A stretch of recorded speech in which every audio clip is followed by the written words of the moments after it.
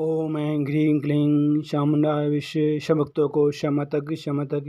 विश्वप्रभासुर ने अपर्णा देवी से समस्त विश्व की आयु ले ली। माता ने देवताओं के प्राण बचाने के लिए अपर्णा देवी ने विश्व की समस्त आयु विश्वप्रभासुर को दे दी।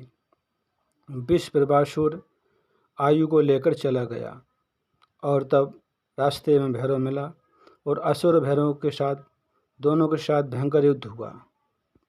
तब भैरव ने विश्वप्रभा असुर का सिर काट दिया, लेकिन असुर विश्वप्रभा समस्त विश्व की आयु उसके पास थी, इसलिए वह मरने के बाद भी जिंदा हो जाता था। विश्वप्रभा को जितनी बार सिर काटा उतनी बार पृथ्वी पर मनुष्यों की मृत्यु हो जाती थी। तब देवी ने भैरव को रोका कि इस असुर को जाने दो, इस दैत्य की मृत्यु अभी नहीं हो सकती है। तब भैरव असुर को विश्वप्रभा को जाने देता है। तब असुर विश्वप्रभा गुरु शुक्राचार्य के पास समस्त आयु को लेकर जाता है और कहता है, हे गुरुदेव, विश्व की समस्त आयु में लेके आया है। इस विश्व की समस्त आयु को असुरों में वितरण कर दीजिए। एक असुर की आयु 1000 वर्ष होगी। तब देवी संसार की मनुष्यों की रक्षा कैसे करेगी? अपनी आयु देकर क्या रक्षा करेंगी? देवी कहती है कि जब सती अपनी आयु पूर्ण किए बिना ही दक्ष यज्ञ में जल गई थी और आयु शेष बची थी, तब देवी ने उसी आयु से सभी मनुष्यों की रक्षा की। तब भैरव ने सोचा कि संसार के मनुष्य तो वृद्ध हो गए हैं।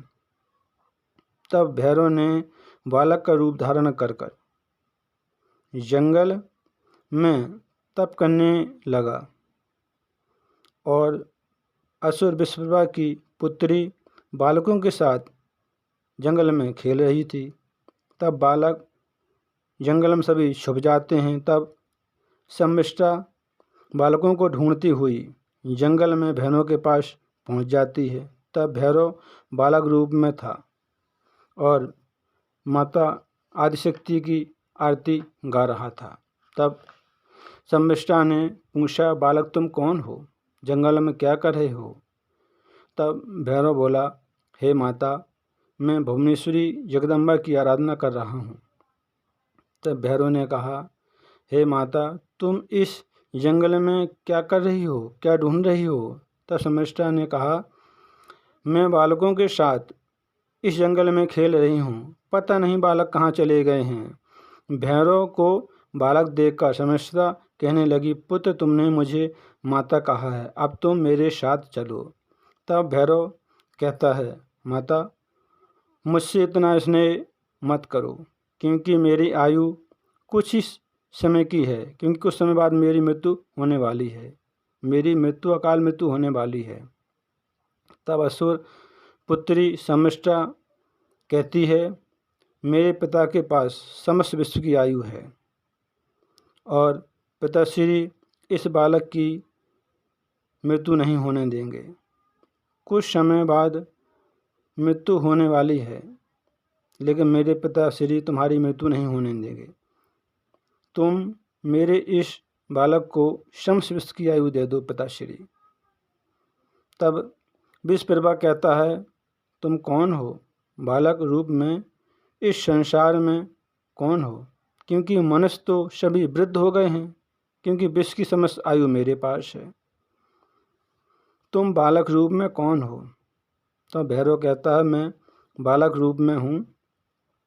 तब असुर विश्वप्रभा समस्त संसार की आयु देने से मना कर देता है। तब असुर पुत्री सम्मिष्टा कहती है, पिताश्री, मेरे इस पुत्र को अगर तुमने आयु नहीं दी तो मैं आत्महत्या कर लूँगी।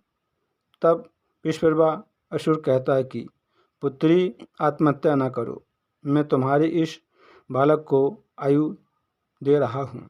तब सभी असुर कहने लगते हैं, विश्वप्रभा, तुम ऐसा मत करो, यह आयु तो हम लोगों में बांटी जाएगी, समस्त असुरों में।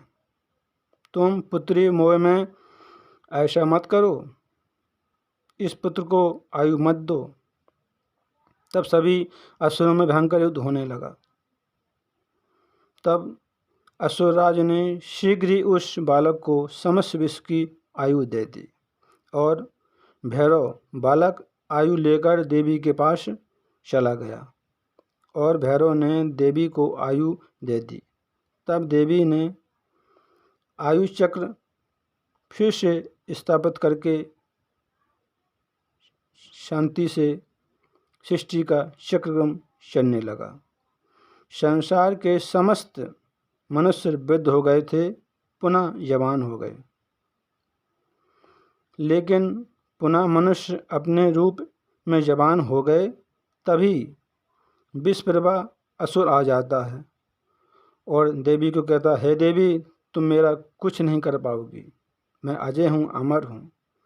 तब विषप्रभा असुर के साथ देवी का भयंकर युद्ध होने लगता है और फिर देवी खेल खेल में ही उस दुष्ट दैत्य असुर का संहार कर देते हैं। विषप्रभा दैत्य को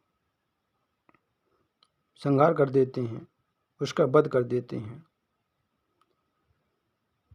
काम करते रहो, मैया का नाम जपते रहो, शिव भक्तों को क्षमता की क्षमता की क्षमता की।